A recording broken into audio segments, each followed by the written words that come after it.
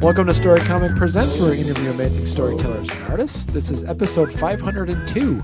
I'm your host, Barney Smith with Storycomic.com, and we're excited to have with us the internationally acclaimed and talented comic creator, Tae-Yeon Lee. Hey, thanks so much for having me on, Barney. I really like what you're doing with Storycomic and highlighting the creators behind different works and showing how comics can inspire and educate at the same time. So, you know, I am Itaeon, but I go by T.Y. Lee because obviously most people can't pronounce my name, so it's just a lot easier to go by T.Y. Lee. And I'm the writer and creator of graphic novel called Return of the Rooftop Koreans, and I recently wrapped up a Kickstarter campaign for it. And I'm excited to talk more about my comic and storytelling with all of you guys today. Yeah, so I'm really curious. So, what's the best one sentence pitch for Return of the Rooftop Koreans, would you say then? That's a good question. I guess I would say it's like one sentence pitch. I would say it's basically a comic book about Korean American small business owners getting together to stand up for their community and defend it. So that's essentially like the best way to describe it in one sentence. Right. Yeah. I'd like it's I mean it's interesting. So this is not a small book either. I mean, this is you said it's listed as 148 pages.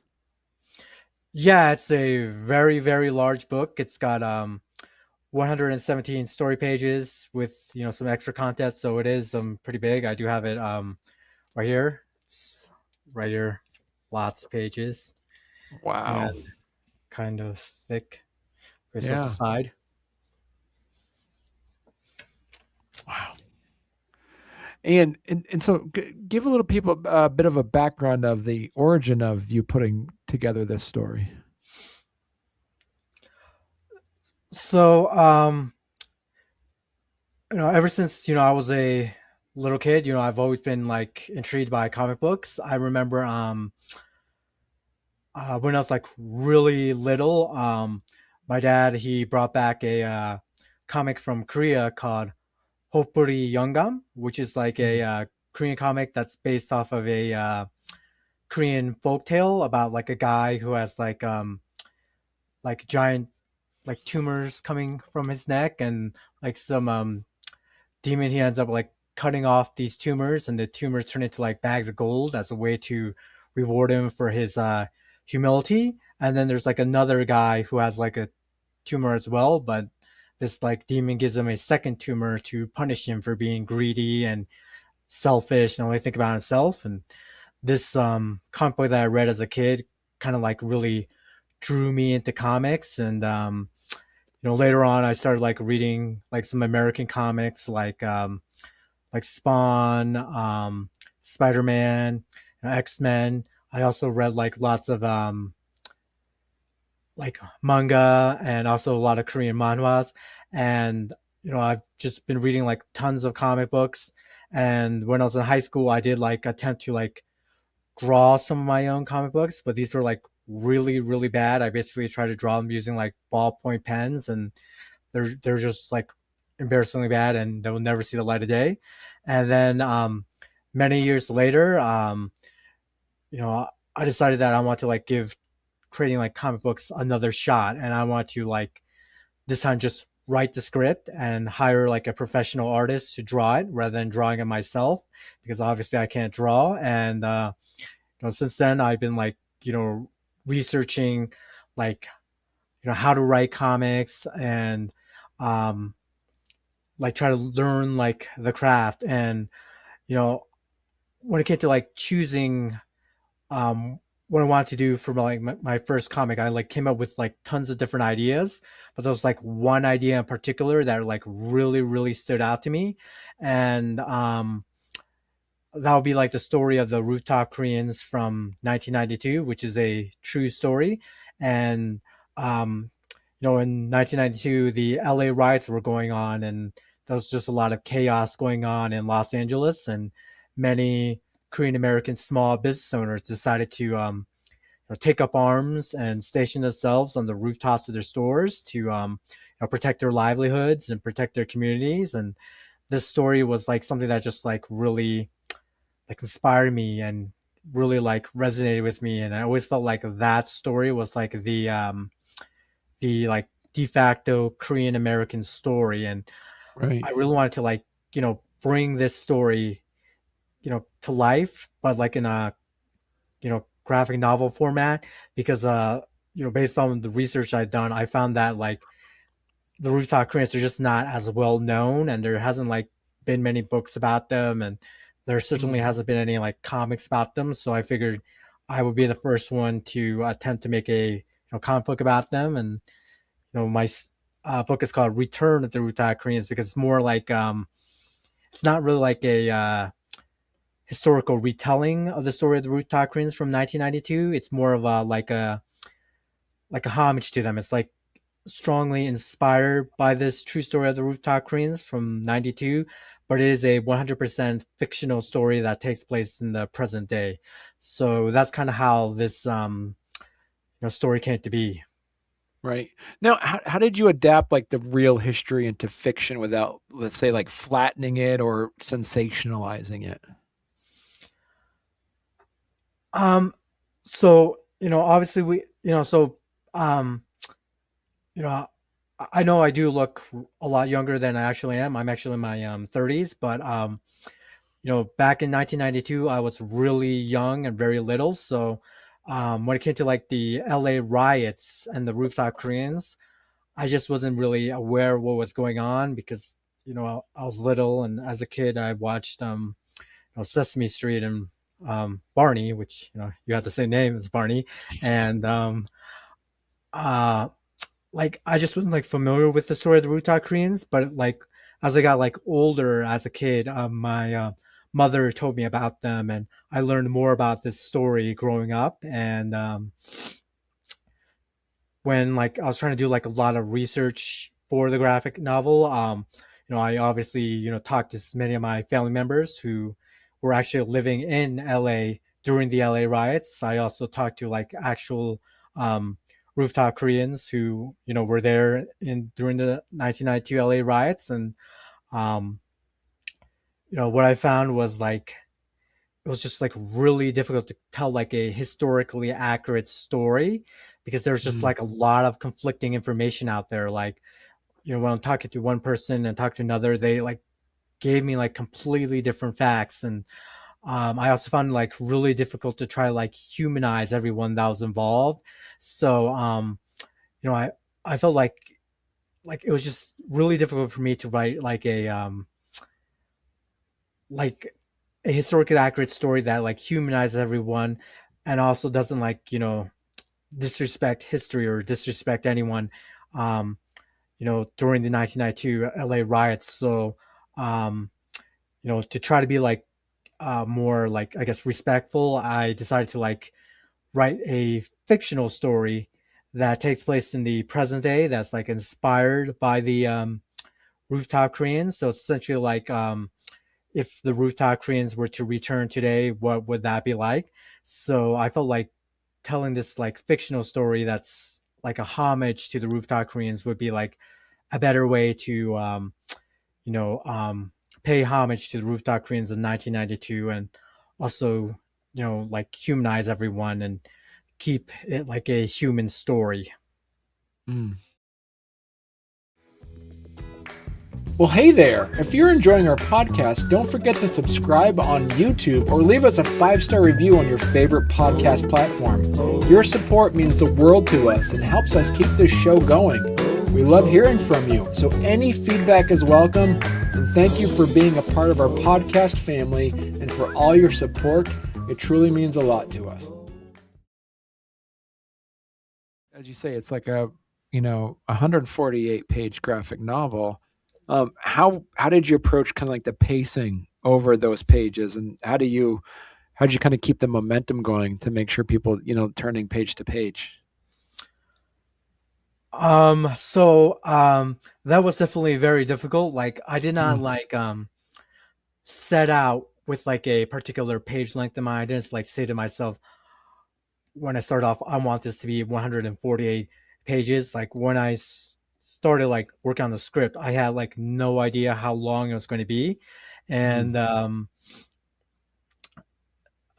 you know, so when I was like trying to like learn how to write a comic book, I read like a bunch of different books on comic book writing. Like I believe there was one called How to Write Comics for Dummies. I also read like books on like story structure. Um, I don't know if you've ever read this book called Saves the Cat.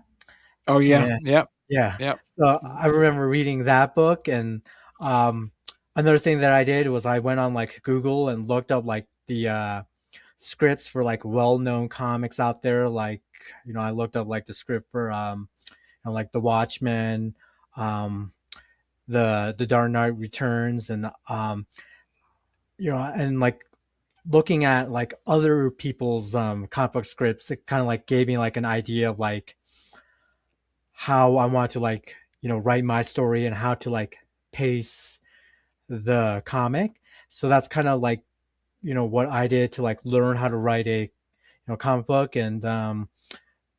Um and I also like did hire like a professional editor to edit my script and make sure that everything was good. And yeah, there were like some pacing issues, and I did end up like making some changes to my script to make it like flow better and to like make the story like go from page to page a lot more quicker. And that's kind of how I like to like approach pacing. Right. And was there any moment that that as you were putting the story together that the characters went off in a direction that you weren't expecting? um yeah, I guess kind of like when I was creating these characters, I kind of base like some of the characters off of like people I've known in real life. Like Mm, the main character in my book, his name is Ernest Guan, and he's a okay. so he owns a small Korean grocery store in Los Angeles, and he and his wife run it. And I kind of like based the character of Ernest Guan off of my uncle, but he does not look like my uncle. Like he's definitely a lot less uglier than my uncle. Like my uncle was bald and really fat, but I made Ernest have a full head of hair, and I made him very athletic. So kind of maybe like how my uncle sees himself in his head. So that's kind of how I created this character. Like I wanted him to be like my uncle. And and you know um I did feel like there were parts like when I was like I felt like the final script differed from like the initial outline that I created. Like I created like this outline on Excel. So the way I did it is that I like each row on like the Excel spreadsheet was like a different scene. So I kind of like wrote like a 2 to 3 sentence like description of what happens in the scene, and I put that in like a row on Excel. And I like Okay. that in Excel you can kind of like rearrange the rows to like reorganize your story. And I found that like the final script that I created just like completely went like off script from like the outline. Like it was very different. Like I had to like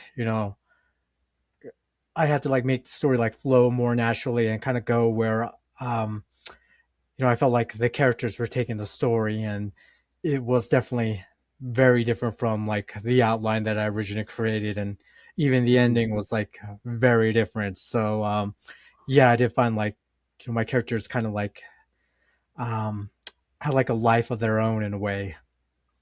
okay. And so what conversation do you hope people will take away from reading your book? I think like when I first wanted to tell the story, I really want to like write a human book, like to tell a human story. Like I really want Okay. to like present the idea of ordinary people that are caught up in extraordinary circumstances, and um, that's like a story that people can relate to. And um, I really want to like focus on things like like community, resilience, and the overall Korean American experience. And I feel Okay. like these are like themes that resonate with like very diverse groups of people. And I just like really want to create a human story that's like a homage to the Rooftop Koreans from 1992, and also like maybe like educate people a bit more on like Korean American culture and the Korean American experience. And um, also like try to create like a bridge between their culture and the Korean American culture, and create like common ground. So that's kind of what I set out to do. Like that's what I really want like readers to get when they read my book. Okay. Now, so then I guess what's next for you then? So I'm actually working on multiple projects right now. So my Return of the Rooftop Koreans graphic novel was a very big success. I really like Mm, how that turned out, and I definitely want to make another graphic novel. So I am actually like in the very early stages of working on a script for a different graphic novel, and this graphic novel is going to go in like the complete opposite direction. So it's okay. actually going to be like a fantasy comic that's inspired by like video games like Eco, Shadow of the Colossus, The Last Guardian. I don't know if you've ever played any of those games or if you're a gamer. Shadow of the Colossus. Yeah, I know that one. Yeah. Yeah. Yeah. So it's going to be like strongly inspired by that. Like I definitely want to like go in like a completely different direction and explore a different genre rather than like creating the same book twice. And Right. I'm also working on a prose novel. So this prose novel is going to be more like a kind of like a splatterpunk horror type of thing. I don't know if you have you ever seen like the movie from Eli Roth, Hostel. I don't know if you've ever seen that movie. Yeah, I know it. Yeah. Yeah. Yeah, so it's like somewhat similar to that. Like it's definitely a very gory, bloody horror type of story, and I am working on this prose novel. So hopefully I can get this novel done before the end of the year, and hopefully I can finish my script for my next graphic novel soon. And I'm hoping these projects will come out sometime maybe late this year or early next year. Mm. Yeah, that so and would you would you taking those on as a Kickstarter, or would that be something that you would just independently publish like that? For my second graphic novel, definitely going to be on Right. Yeah. Kickstarter, and it's not that I plan on like crowdfunding it. Like what I plan to do is I plan on like self financing it myself, and then once the graphic novel is 100% done, I'm going to launch it on Kickstarter. So I'm going to like use Kickstarter as more like a pre-order platform rather than a crowdfunding platform, because I found like Kickstarter is just a great way to do pre-orders, and also kind of Right. like get more exposure for like a comic. And Kickstarter does like have a very large and active like comic book audience that browses the website regularly. And for my prose novel, I don't know if I'm going to put that on Kickstarter. I don't know. Maybe I might. Maybe I might not. But I don't. It doesn't look like a lot of people really put like prose novels on Kickstarter. So I think maybe I'm just gonna try to like launch that on Amazon, and I definitely do plan on self-publishing that. So I'll put it on like where's it KDP, Kindle Direct Publishing. Right. Yeah. Excellent. So, listen, Lee, this was a fantastic conversation, and I look forward to seeing more of your work. This is exciting stuff that you're doing, and I am really impressed with these for the Return of the Rooftop Koreans. The actual like the those covers, those variant covers are gorgeous too. Yeah, I want to like get like the best artists to do covers because it's like the old saying, people do judge a cover. I mean, people do judge a book by its cover. So I want to Yeah, make sure that I have like the best covers possible. And for like four of the five covers, I only like hired Korean artists because I want to like kind of like showcase right, Korean art and like Korean artistic talents. So that's why I want to like have like a bunch of covers that really like show like and like express and and like showcase like Korean art. right. Yeah, excellent. Yeah, so yeah, you're gonna have to come back on then when you get your another when you have more work coming out. This is I'm really excited to follow you now. Yeah, I definitely do. Like I said, I plan on publishing my second graphic novel, my prose novel, either late this year or sometime early next year. Excellent. All right. Thank you very much.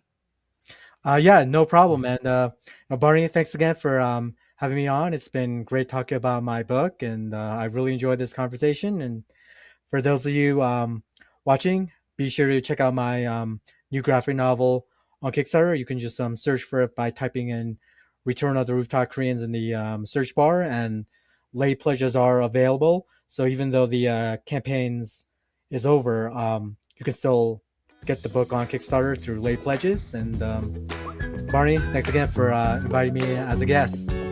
You're welcome. Thank you so much for coming.